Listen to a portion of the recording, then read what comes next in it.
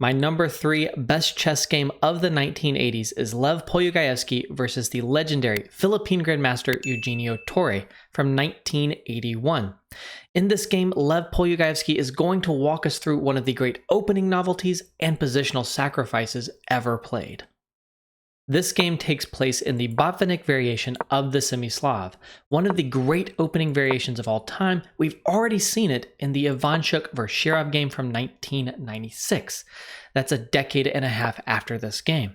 Now, the opening variation is defined by the play bishop to g5, pinning the knight, and now black is going to accept a pawn sacrifice, capturing on c4, and then after e4, hanging onto the pawn with pawn to b5.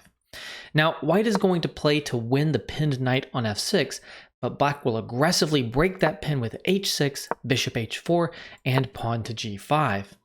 Now, you can't fall back with bishop g3 and accept the loss of the pawn, so knight takes g5. Pawn takes, bishop takes, and knight to d7. Polugaevsky says, "This is essentially the initial position of the Botvinnik variation. I analyzed it when preparing for my match with Henrik Mecking. The risk justified itself. One sleepless night, totally engrossed in the work, suddenly, my heart literally skipped a beat. I had seized on an absolutely new idea. In the match, it was not required, and the piece of paper with my analysis stayed with me for more than 4 years. Pawn takes f6, bishop to b7, pawn to g3, c5, attacking the rook on h1, pawn to d5, closing off that attack, and now knight to b6.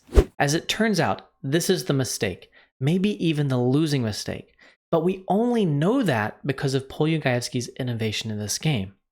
He starts here with pawn takes e6, a rook sacrifice. Now, this rook sacrifice has been played before. It's really Polugaevsky's innovation on the 17th move that is the novelty that crushes the black position. So here we see a queen trade, and then black does accept the sacrificed rook on h1. Now pawn to e7. Obviously, this is going after the bishop here, but that's not really the goal. The real goal is to establish this very important and dominant chain of pawns. So after pawn to e7, what happens if black tries to save the bishop? If bishop h6, then there's just knight takes b5, threatening mate on this square right here, and if you defend it, we're still going to play it, and then we have rook to d8 and checkmate, a beautiful checkmate that resembles the opera game mate from Paul Morphy so many years earlier. So, of course, Torre is not going to fall for that, and instead he defends his pawn on b5 with pawn to a6. So after pawn to a6, Polugaevsky says, "What is white to do? My analysis and also the game Belyavsky-Bagirov from the match tournament of 4 USSR teams, Moscow 1981, showed that after pawn takes f8 queen check, king takes f8, rook to d6, rook to b8, bishop e3, rook h5, white has good compensation for the exchange, but perhaps not more, since he has constantly to reckon with the possible advance of black's queenside pawns." After pawn to a6, Polugaevsky had prepared the move 17h4. This is the novelty, and a brilliant one at that. After pawn to h4, the bishop tries to escape from f8, bishop to h6, and Polugaevsky closes in, pawn to f4. His idea now is to totally restrict the rook on h8. He says, having given up a rook, white has no intention of regaining the lost material, but contents himself with the fact that the rook at h8 is not destined to come into play for some time. After pawn to f4, we see pawn to b4, attacking the knight here on c3. Now we have another excellent move. Rook to d6. Polugaevsky says, "This too is the result of that same home preparation. Jumping ahead, I have to admit that the position was analyzed as far as move 30 of the present game. Had white retreated with knight to b1, black would have been alright, whereas now the knight has available the d1 square, from where it can immediately aim for the center. After rook to d6, Torre can capture on c3.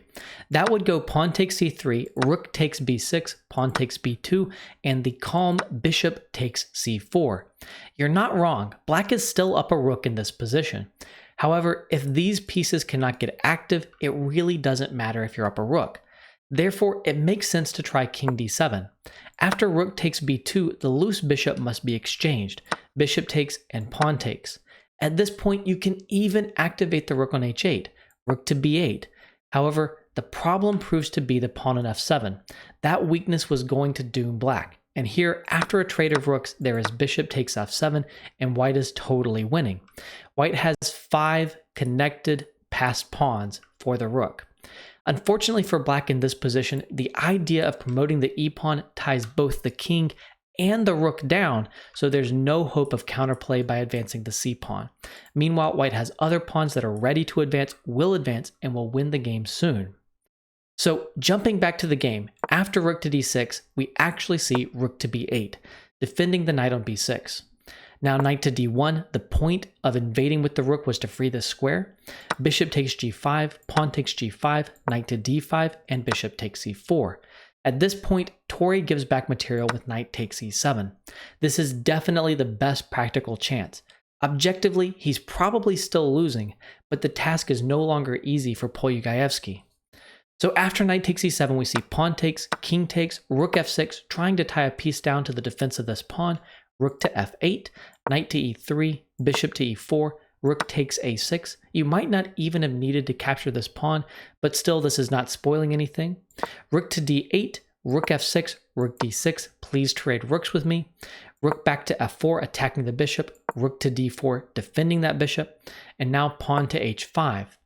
After bishop b3, we see knight d5 check, king to d6, and rook takes d4, pawn takes d4. In this position, I think the most convincing continuation for Polugaevsky is just to take on d3. After king takes d3, strong is pawn to h6. In this position, the black king doesn't really have any way into the white position. There's no way to activate and attack the black pawns or the white pawns. Also, the rook on f8 is constantly tied down by the advanced nature of this pawn. That should give white plenty of time to activate the king here and overwhelm black. Unfortunately for Polugaevsky, instead he played bishop to b3. This is a mistake, and strong now is just keeping the bishop on the board with, for example, bishop to f5, and it's not clear in this position if Polugaevsky is better anymore. Instead, after bishop b3, we see an insistence on the idea of trading bishops, but we've already seen this as a bad idea, bishop to c2, and now bishop takes c2 and king takes d5. The next move is also a mistake, bishop to b3 check. Polugaevsky says, a mistake which could have cancelled out all of white's achievements. He could have won by the simple 34 h6 followed by h7 and the advance of the king into the center. In addition, black would be unable to keep his king at d5 since he would be threatened with the pawn advancing to g6, and if pawn takes g6, then bishop b3 check and bishop g8 can force the advance of the pawn that would have made it to h7. After bishop to b3 check, Torre plays king to e5, pawn to g4, and this is a critical moment. In the game, Torre plays king to f4. This proves to be the losing mistake, and we'll soon see why. Instead, Polugaevsky says, in time trouble, black fails to take the excellent chance granted him by white, 35 d3. With the bishop at c2, this move would not have been possible. Now on g6, there is pawn takes g6, h takes g6, and he retreats his king to f6. While after king to d2, black has king to d4, g6, f takes g6, h takes g6, and rook to f2. Black has powerful counterplay, and it is white who has to think in terms of saving the game. I think that the basic reason that the brilliant d3 is correct is that in the position after pawn to g4, we have something approaching mutual zugzwang. Black is struggling to improve the king. If you step forward, then g6. If you try to activate your rook, then f7 is hanging. However, white also is struggling to improve. If you push the pawns forward too early, they lose their flexibility and the black king can invade and pick them off. You also don't have a good way to improve the position of the white king. If you step up with king to d2, for example, then eventually when the f-file opens, this rook can give a check. So d3 is simply the most productive move that really either player has. Also, after pawn to d3, the e2 square is taken away, so the king also does not have this useful stepping up square. In any case, after king to f4, white simply wins. Pawn to g6, the g-pawn cannot be stopped. I wonder if what Torre missed in time trouble was that after pawn takes g6, pawn takes g6, you cannot cover g7 with rook to e8 and then rook to e7, because although you've got the square covered for a moment, bishop f7 simply breaks that coverage, and now g7 and g8 queen win the game. So after g6, we do see something resourceful. King to e3, g7 attacking the rook, and now the rook goes to c8. You do have to be a little bit careful here.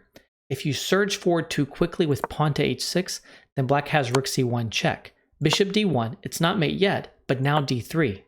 You can make a queen, but d2 comes with check. Rook takes d1 comes with check. Rook to g1, a rook sacrifice comes with check, and then black queens with check. And in this position, black is going to draw by perpetual check. So after rook to c8, Polugaevsky of course anticipates this line and sidesteps. King to f1. It's really all over now. Pawn to d3, king g2, king f4, and now pawn to h6. The connected passed pawns are pushing forward. This is the 40th move from Polugaevsky, and in this position, Torre resigned. I think the basic problem that we can appreciate is that even if you could make a queen here, white is just going to give up the bishop for the new queen and still win with the connected passed pawns, which would defeat the rook. And of course, you can't even do that. So about this game, Polugaevsky said, "This innovation is perhaps the best that I have managed to find during the whole of my chess career." Polugaevsky was a great opening theoretician, so he does have some moves that compete with his great 17th move in this game for the honor of being his greatest opening innovation. I still think this is easily his best though. If you like this game and you want to see more of my favorite games of the 1980s, then simply click on the playlist that is sitting right on top of your screen.